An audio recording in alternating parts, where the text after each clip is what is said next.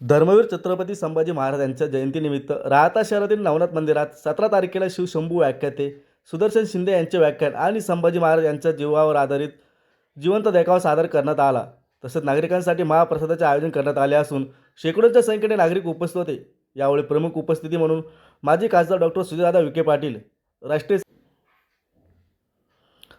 श्रीराम संघाचे अध्यक्ष सागर भैया बेग उपस्थित होते. तसेच भाजप राहाता तालुका मंडळ अध्यक्ष डॉक्टर स्वाधीन गाडेकर, राष्ट्रीय श्रीराम संघाचे राहाता शहर अध्यक्ष तेजस मुतळक, प्रदीप वराड, वैभव जेजूरकर, शुभम मोरे, विशाल तासकर, मोनू गाडेकर, निखिल गाडेकर, ओम शिरसाट, किरण पुलारे, उमेश वागचौरे, निलेश गायकवाड, प्रणव गाडेकर, सोनू गाडेकर, योगेश गाडेकर, प्रणव भुसाळ, सागर कदम, दादू मातंग, शंकर गायकवाड यांच्यासह आदी उपस्थित होते.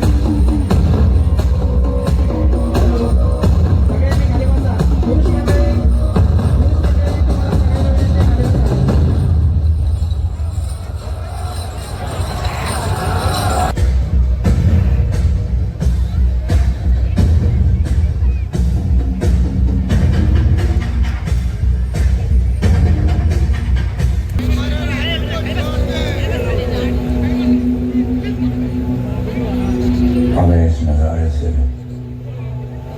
लुत्फ अंदोज होने का खान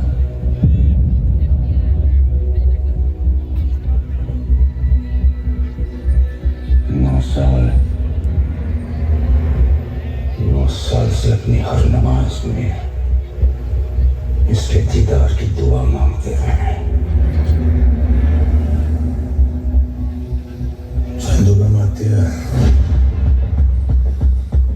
रायगढ़ की सजी धजी महफिल में सही, लेकिन शहंशाह की खुशी को दुगनी करने के लिए अपने मुंह से मोती छलका ही दीजिए.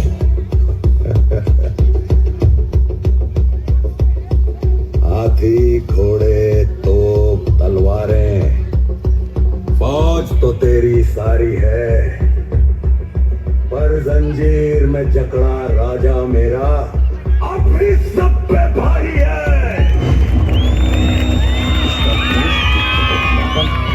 इस नस्ल को ही खत्म कर देना.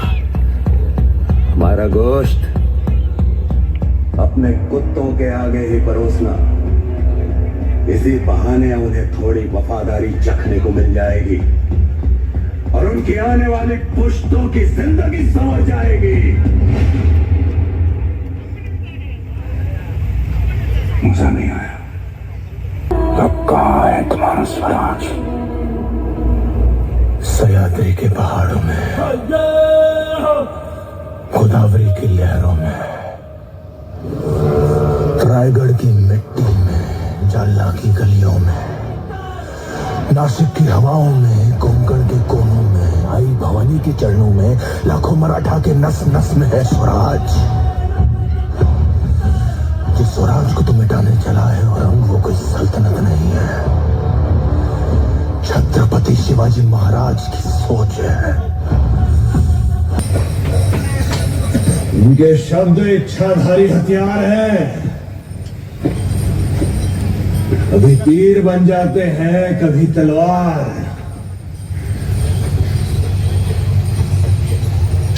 माते, याद है हमने कहा था आपसे एक बार कि हम आपसे कविताओं की प्रतियोगिता करेंगे, और हमने कहा था कि आप बिना प्रतियोगिता के विजयी हैं. मन के जीते जीत है, मन के हारे हार.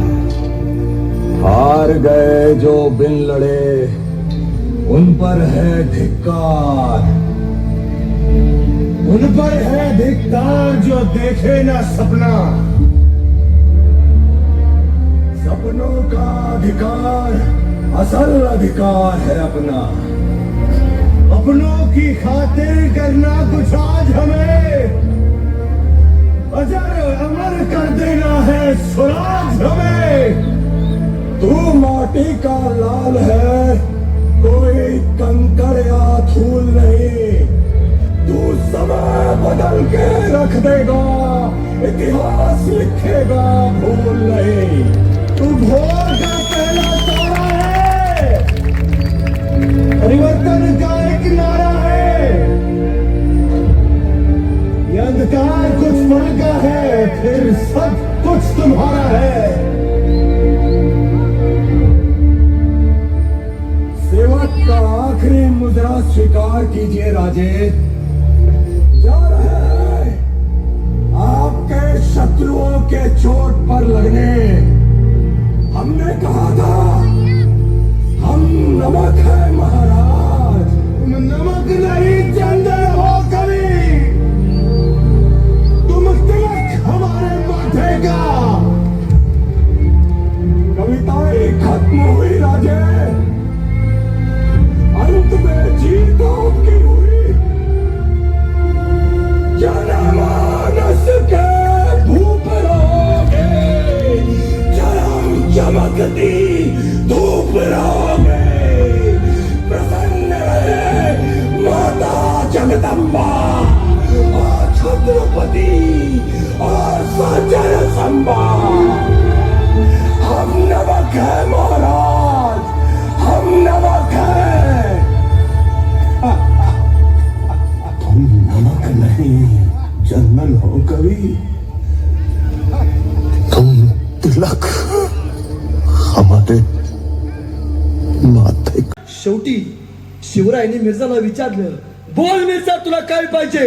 आणि छदिम्या असतात मिर्झा म्हणतोय, शिवाजीराजे तुम्ही घेतलेले सगळे किल्ले माझ्या नावावरती करा, तर तुमच्या स्वराज्यातल्या लेकींची आबरू वाचेल. या रयतेसाठी शिवरायांनी रयतेच्या लेकींसाठी जिंकलेले 23 किल्ले बहाल केले.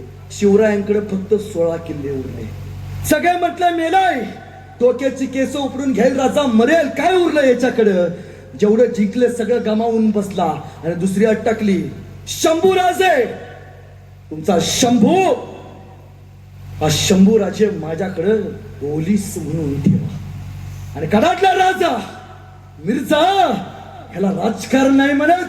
आणि छदिम्या असं ते मिर्झा म्हणतोय, लेकींची आबरू वाचावी असं वाटत असेल तर तुमचा पोरगा माझ्याकडे ओलीस म्हणून ठेवा.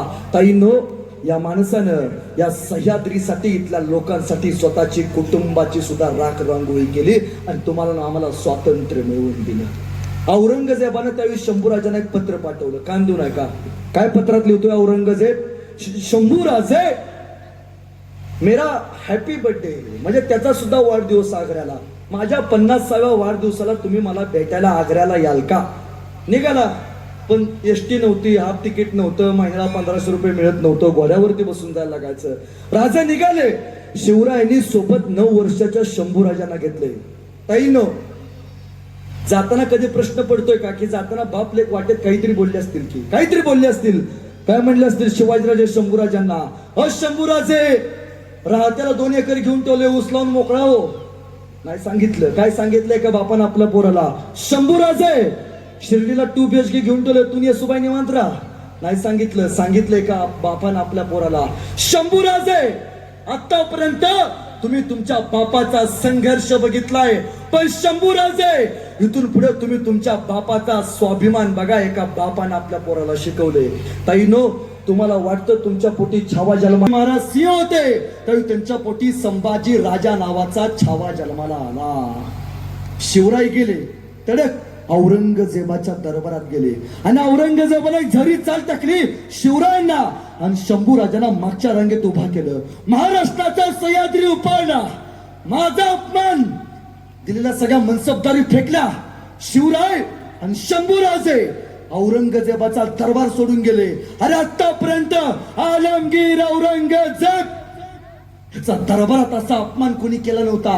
अखंड जगात आलमगीर औरंगजेब ह्याचा दरबारात अपमान फक्त एकाच राजानं केला, नाव छत्रपती शिवाजी महाराज. इतिहास एक सांगतो, कान देऊ नाही का. समोर किती मोठा बादशाह असू दे, समोर किती मोठा माणूस असू दे, स्वाभिमानाला जर धक्का लागला तर लेकांनो समोरच्याचा बाजार उठवल्याशिवाय शांत बसायचं नाही. हे शिवरायांचं शिवचरित्र आपल्याला शिकवतंय. हे तुम्हाला माहिती आहे, पण याच्या पलीकडचा इतिहास माहिती करून घ्यायचा असेल तर एकदा कान देऊ नये का. तेव्हापासून शिवाजीराजे तह झाल्यापासून औरंगजेबाच्या दरबारात कधी गेले नाहीत, पण शिवरायांचे प्रतिनिधी म्हणून पुत्र शंभूराजे औरंगजेबाच्या दरबारात येत जात असत. त्यावेळी शंभूराजांचं वय होतं 9 वर्ष. त्यावेळी औरंगजेबाचा एक हत्ती होता, कान देऊ नये का.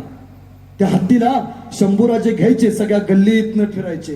या 9 वर्षाच्या पोराची चेष्टा करावी म्हणून औरंगजेबानं शंभूराजांना बोलावणं धाडलं. आणि औरंगजेब विचारतोय, शंभूराजे, कान देऊ नये का. औरंगजेब काय विचारतोय, शंभूराजे किल्ले दिले, तह केलाय, आणि त्यावेळी विचारतोय, शंभूराजे ये मेरा हाथी आपको बहुत पसंद है, लेकिन शंभूराजे ये हाथी इतना बड़ा है, आप इतने छोटे हो, इस हाथी को आप महाराष्ट्र में कैसे ले जाओगे. काय प्रश्न विचारलाय.